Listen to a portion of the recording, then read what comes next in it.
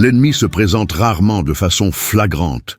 Il préfère agir dans l'ombre, exploitant nos petites distractions ou négligences. Une faille est tout espace spirituel, émotionnel ou moral, laissé sans protection. Comme une maison avec une fenêtre ouverte attire le voleur, une vie vulnérable attire ses attaques. La parole nous appelle à une vigilance constante, car notre combat est réel et permanent. Souvent, nous sous-estimons le risque que nous courons. Nous pensons que de petites concessions n'auront pas de conséquences. Pourtant, tout territoire cédé, même infime, affaiblit notre défense. Satan n'a pas besoin d'une porte grande ouverte, seulement d'une fissure. Nous devons donc apprendre à repérer et fermer ces ouvertures. Ce combat n'est pas seulement contre des forces extérieures, l'ennemi agit à travers nos pensées, sentiments et influences. Il connaît nos points faibles et les attaque précisément. C'est pourquoi la vigilance spirituelle ne peut pas être occasionnelle. Elle doit être quotidienne et intentionnelle. La Bible nous avertit, veillez et priez, afin que vous ne tombiez pas en tentation. Matthieu 26, 41. Ce n'est pas un conseil, mais un ordre protecteur. La vie chrétienne exige discipline et attention aux détails. Celui qui néglige la vigilance devient une cible facile. Une attaque spirituelle peut détruire bien plus vite qu'on ne l'imagine. L'objectif de ce message est d'ouvrir nos yeux, comprendre comment ces failles apparaissent et comment les fermer. Renforcer aussi notre vie spirituelle contre les attaques futures, car il ne suffit pas de fermer les portes aujourd'hui. Il faut les garder verrouillées. Notre adversaire ne renonce pas facilement. La désobéissance est la plus ancienne et la plus dangereuse des failles spirituelles. C'est par elle que le péché est entré dans le monde, à travers Adam et Ève. Un seul acte contraire à l'ordre de Dieu a changé toute l'histoire humaine. Lorsque nous péchons, nous ouvrons la porte à l'ennemi. Il en profite pour déformer notre vision et nous éloigner du Seigneur. Nous ne désobéissons pas toujours de façon évidente. Parfois, nous ignorons simplement ce que nous savons être juste. Cela peut être un engagement rompu ou une valeur spirituelle affaiblie. Mais la conséquence est toujours la même, perte de communion avec Dieu. Et avec elle vient la vulnérabilité. La désobéissance endurcit aussi notre cœur. Chaque choix erroné rend le suivant plus facile. C'est comme un mur qui s'effrite lentement, jusqu'à ce que la protection disparaisse. Et l'ennemi trouve libre accès. Obéir à la parole n'est pas une question de religiosité, c'est une question de survie spirituelle. Dieu connaît nos limites et nous instruit pour notre bien. Quand nous suivons ses ordres, nous sommes protégés. L'ennemi se heurte alors à des barrières infranchissables. Pour rester à l'abri des attaques, cultivons l'obéissance. Pas seulement dans les grandes décisions, mais dans chaque choix quotidien. Chaque pas vers Dieu renforce nos murailles. Chaque concession au péché les fragilise. La décision nous appartient toujours. Le ressentiment est un poison qui détruit de l'intérieur. Il nous éloigne des autres et de Dieu. Le manque de pardon fait naître des racines d'amertume qui nourrissent la haine. Et l'amertume devient un terrain fertile pour les mensonges de l'ennemi. Paul avertit, ne donnez pas accès au diable. Éphésiens 4, 26, 27. Pardonner ne signifie pas excuser l'erreur, c'est se libérer du poids de la blessure. Quand nous ne pardonnons pas, nous restons prisonniers du passé. L'ennemi utilise cette prison pour nous paralyser. Il nous garde occupés à raviver nos douleurs. Le manque de pardon endurcit le cœur. Avec le temps, nous devenons froids et distants. La confiance disparaît, les relations se brisent. Isolés, nous devenons des cibles faciles. Et l'ennemi exploite cette faiblesse. Jésus nous a enseigné à pardonner sans limite. Pas seulement 7 fois, mais 70 fois 7. Le pardon est un style de vie constant. Il maintient notre âme pure et libre. Il empêche le diable de trouver une prise. Fermer cette faille exige humilité et courage. Reconnaître que nous aussi faisons des erreurs. Comme Dieu nous pardonne, nous devons pardonner. Non par obligation, mais pour être libres. Le pardon est une arme de victoire spirituelle. La négligence spirituelle est une porte qui s'ouvre lentement. Elle ne commence pas par de grandes chutes, mais par de petites omissions. un jour sans prière, puis une semaine sans lecture de la parole. Et peu à peu, la flamme s'éteint et le cœur se refroidit. L'ennemi attend précisément ce moment. Quand nous cessons de chercher Dieu, nous perdons notre sensibilité spirituelle. La voix du Saint-Esprit devient de plus en plus lointaine. Les décisions se basent sur nos émotions plutôt que sur la parole. Ainsi, nous ouvrons la porte à l'erreur et à la confusion. Sans nourriture spirituelle, la foi s'affaiblit. La négligence réduit aussi notre résistance au péché. Ce qui nous troublait autrefois devient tolérable. La conscience se durcit peu à peu. Voyant notre distraction, l'ennemi intensifie ses attaques. Un cœur éloigné de Dieu est une cible facile. Jésus nous a appelés à veiller et prier continuellement. Il savait que la vie chrétienne est une bataille quotidienne. La prière et la lecture de la Bible sont nos armes et notre bouclier. Sans elles, nous partons au combat désarmés et la défaite devient presque certaine.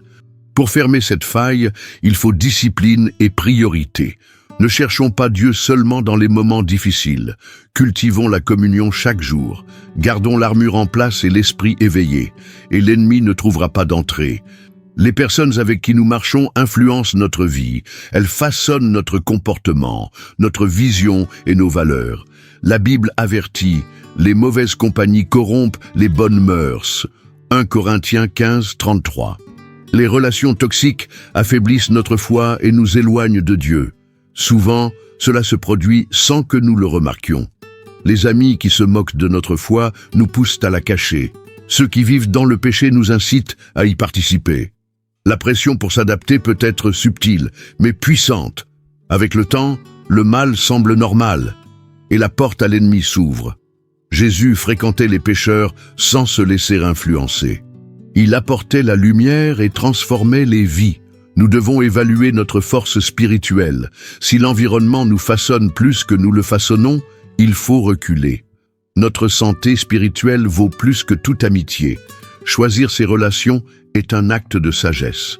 Il ne s'agit pas de s'isoler, mais d'exercer le discernement. Les croyants fidèles nous fortifient et nous inspirent. Ils nous soutiennent dans les épreuves. Ce sont des alliés spirituels dans la bataille. Fermer cette faille demande du courage. Le courage de couper les relations nocives, de rechercher des amitiés saines, de marcher à contre-courant du monde et de croire que Dieu pourvoira à nos besoins de communion. Le péché caché est l'une des armes préférées de l'ennemi. Tant qu'il reste dans l'ombre, il grandit et se renforce. Il entretient la culpabilité, la honte et le silence. Dans ce silence, l'ennemi murmure qu'il n'y a pas d'issue. Mais Jésus est venu pour détruire les œuvres des ténèbres. Le péché non confessé nous enferme dans un cercle vicieux.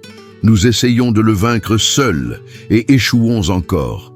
La peur d'être découvert nous éloigne de l'aide et l'isolement spirituel grandit. C'est un terrain idéal pour la condamnation. Jacques 5, 16 nous appelle à confesser nos péchés les uns aux autres, pas pour nous exposer, mais pour recevoir guérison et restauration. Mettre en lumière ce qui était caché brise le pouvoir de l'ennemi. La honte perd sa force et la grâce de Dieu agit. La confession est libératrice. Garder des secrets spirituels, c'est abriter un voleur chez soi. Il détruit peu à peu tout ce qu'il touche. Nous devons ouvrir la porte au Seigneur. Il ne vient pas pour condamner, mais pour purifier. Sa lumière est plus forte que toute ombre. Fermer cette faille exige humilité et transparence. Reconnaître l'erreur, demander de l'aide, laisser Dieu agir. Cela peut être douloureux au début, mais donne la vie à la fin. La vérité apporte toujours la liberté. Et là où il y a liberté, l'ennemi ne peut pas rester. Fermer les failles commence par un repentir sincère. Pas seulement du remords, mais un changement de direction. Le repentir nous reconnecte à Dieu et restaure notre protection. Il efface le passé et nous prépare pour l'avenir. Sans lui, nos efforts restent temporaires. La vigilance est essentielle. Comme un soldat qui inspecte chaque jour les murailles, nous devons examiner notre cœur constamment. Le Saint-Esprit nous montre les zones fragiles. À nous de répondre par l'obéissance. La prière ferme les portes à l'ennemi. Elle nous aligne sur la volonté de Dieu et fortifie notre foi. La lecture de la Bible renouvelle notre esprit et donne discernement. Le jeûne nous apprend à dire non à la chair. La communion fraternelle nous entoure de soutien. Fermer les failles demande aussi d'éliminer ce qui les ouvre. Si le problème est une mauvaise compagnie, éloignons-nous.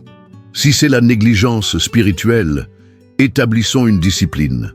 Si c'est un péché caché, confessons-le et cherchons la restauration. Il ne suffit pas de prier, il faut aussi agir. N'oublions pas que la bataille est quotidienne. L'ennemi ne cesse de tenter. Mais avec Dieu, nous sommes plus que vainqueurs. Chaque faille fermée est une victoire qui protège notre âme. L'ennemi n'a pas besoin d'une porte grande ouverte. Une simple fissure suffit pour commencer son œuvre. Soyons donc vigilants avec attention et zèle. Les petites concessions peuvent avoir de grandes conséquences, mais avec Dieu, toute faille peut être fermée. Notre vie spirituelle est comme une ville fortifiée. Si les murailles sont intactes, nous sommes protégés. S'il y a des fissures, le danger est constant. Le Saint-Esprit nous aide à repérer les points faibles et il nous donne la force de les réparer. La vigilance n'est pas de la peur, mais de la sagesse.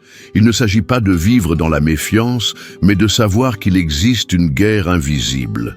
Dans cette guerre, chaque décision compte. Chaque choix renforce ou affaiblit nos murailles.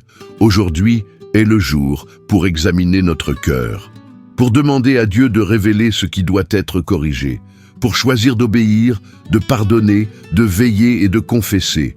Ainsi, nous resterons protégés et fermes, et l'ennemi ne trouvera pas d'entrée. Seigneur, montre-moi les failles de ma vie. Donne-moi le courage de les fermer et la force de les garder scellées. Garde-moi de toute distraction et de tout mensonge. Que ma vie soit entièrement soumise à toi. Au nom de Jésus, Amen. Ne laisse pas les failles ouvertes. Ferme aujourd'hui chaque porte que l'ennemi pourrait utiliser. Partage ce message avec quelqu'un qui en a besoin et déclare dans les commentaires « Seigneur, ferme toute faille dans ma vie ».